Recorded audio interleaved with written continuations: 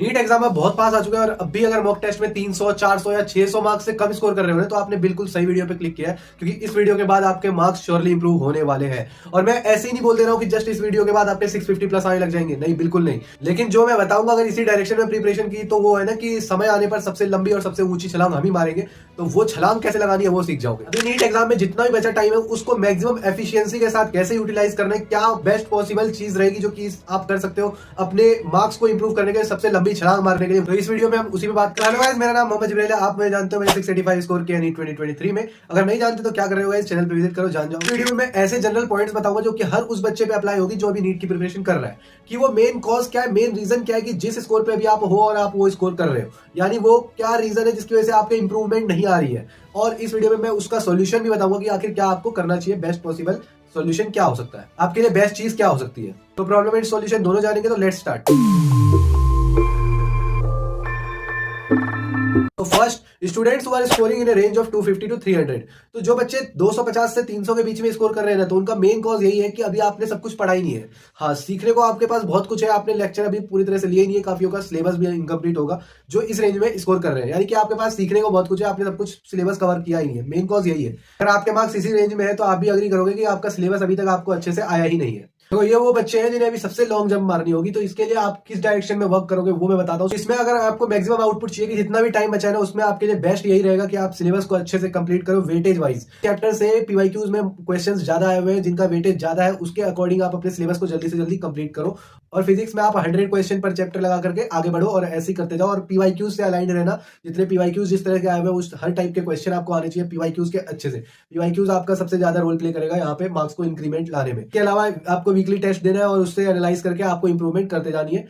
आपके लिए सबसे बेस्ट अभी यही रहेगा। और एनसीईआरटी को मत भूल जाना, एनसीईआरटी पे ही आपको ज्यादा फोकस करना है, specially in bio and inorganic वगैरह में आपको एनसीईआरटी पे ही करना है। उससे ज्यादा कहीं दूर भागने के लिए आपके पास टाइम ही नहीं है, तो जितना भी है उसमें मैक्सिमम अगर एफिशिएंसी चाहिए तो यही सब चीजें करनी होंगी। गाइस, जैसा कि आपको पता ही है कि 28 फेब को इंडिया का सबसे बड़ा शिक्षा महोत्सव होने वाला है पीडब्ल्यू की तरफ से, विश्वास दिवस। और इस साल भी कई सारे एक्साइटिंग एंड अमेजिंग ऑफर्स आने वाले। नीट के फॉर्म ऑलरेडी रिलीज हो चुके हैं, और अगर स्टिल आपके सिलेबस इनकम्प्लीट है या फिर बैकलॉग आपका खत्म नहीं हो रहा है, या फिर अभी बचे हुए टाइम में आप बेस्ट प्रिपरेशन करके काफी अच्छा स्कोर करना चाहते हैं, तो पीडब्ल्यू आपके लिए लेकर आया है नीट अल्टीमेट क्रैश कोर्स 2.0। ये बेस्ट ड्रॉपर स्टूडेंट्स के लिए, और इसका प्राइस 1999 है। यहाँ 6 डेज ए वीक क्लासेस होने वाली है, and classes will be only in recorded format, जो कि सही रहता है क्योंकि मैंने भी रिकॉर्डेड फॉर्मेट में ही किया था।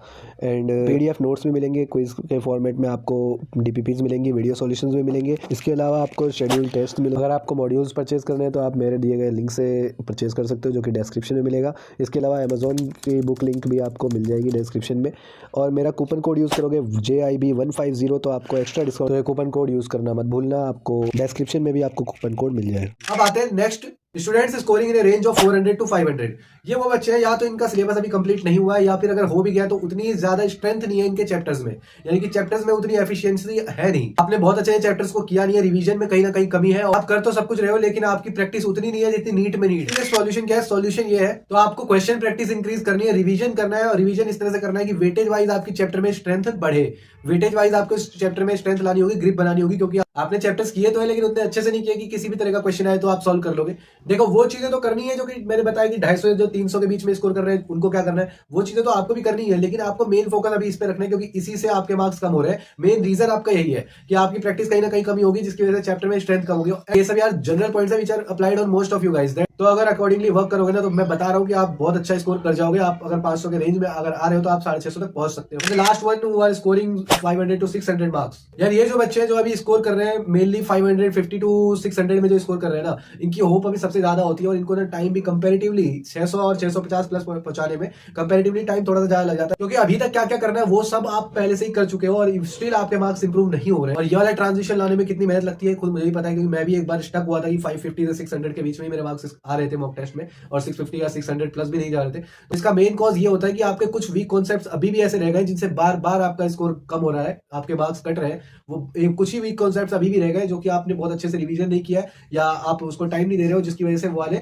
वीक ही रह जा रहे हैं और वो कभी भी नेक्स्ट मॉक टेस्ट में क्वेश्चन आते हैं तो वहां से आप फिर से गलत कर देते हो। इस मार्क्स को गिराने में एक और चीज ऐड ऑन कर देता है, वो है सिली मिस्टेक। सिली मिस्टेक की वजह से भी आपके काफी मार्क्स गिर जाते हैं। पेपर को अच्छा करने में लगे होते हैं और उस ओवर कॉन्शियसनेस में कई बार सिली मिस्टेक थोड़े बहुत हो जाते हैं, जिसकी वजह से मार्क्स कम हो जाते हैं। तो इसमें मेन कॉज यही है कि आपने रिवीजन में कहीं ना कहीं कमी छोड़ी है। रिवीजन आपको बार बार करनी है, स्पेशली उन चीजों की जहां से आपके क्वेश्चन गलत हो रहे हैं, उनको बार बार रिवाइज करके उसमें भी स्ट्रेंथ लानी है। ऐसे आपके कॉन्सेप्ट रहे होंगे। और अभी सबसे बेस्ट आपके लिए रहेगा टेस्ट एंड टेस्ट एनालिसिस। वो आपके लिए आईना है, वो आपके लिए मिरर है, जो कि आपको बताएगा कि अभी आगे आपको क्या करना है। और आपके लिए सबसे ज्यादा इंपॉर्टेंट इसलिए क्योंकि आपने बाकी सब कुछ कर लिया है, तो कुछ ही क्वेश्चंस, कुछ ही कॉन्सेप्ट्स ऐसे हैं जो बार बार गलत हो रहे हैं, तो उसी को खत्म करना है। जो अभी थोड़ी सी गलतियां रह गई है, थोड़े से मिस्टेक्स रह गए, उन्हीं को सही करना है और उसी के बाद आप 650 प्लस लेके आ सकते हो। तो यार टेस्ट दो, टेस्ट का प्रॉपर एनालिसिस करो कि वो मेन कॉज, मेन रीजन क्या है, उसे पकड़ो और उस पर वर्क करो, उसी चीज को अच्छे से सीखो। अब उसके लिए आप डिफरेंट डिफरेंट मेथड यूज कर सकते हो, क्योंकि आपको जरूरी नहीं है कि आपने जब एक बार पढ़ा रिवीजन करने के लिए तो वो याद हो जाएगा टेस्ट एनालिसिस के बाद।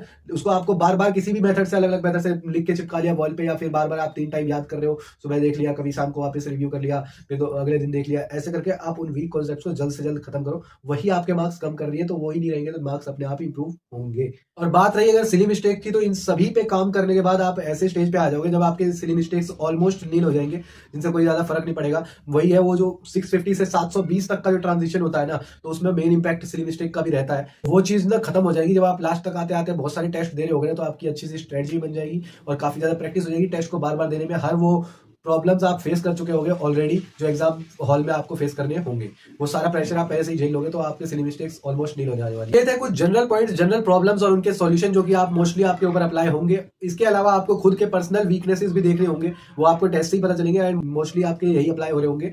Not only me, other toppers scoring 690 plus 700 plus are also showing this. इसके अलावा अदर कॉजेज क्या हो सकते हैं जो कि आपके मॉक टेस्ट में मार्क्स कम करवा रहे हैं? कुछ बच्चों के ऐसे भी रीजन हो सकते हैं जिनका पेपर ही कंप्लीट ना हो रहा हो, या फिर पेपर अटेम्प्टिंग स्ट्रेटजी खराब हो रखी हो, जिसकी वजह से पेपर पूरा नहीं हो पाता है, या काफी सारे क्वेश्चन गलत हो जाते हैं। तो इसके ऊपर मैं ऑलरेडी एक वीडियो बना चुका हूँ कि पेपर अटेम्प्टिंग स्ट्रेटजी मेरी क्या थी, जो कि मैं 2 आवर्स में 560 मार्क्स स्कोर कर लेता था।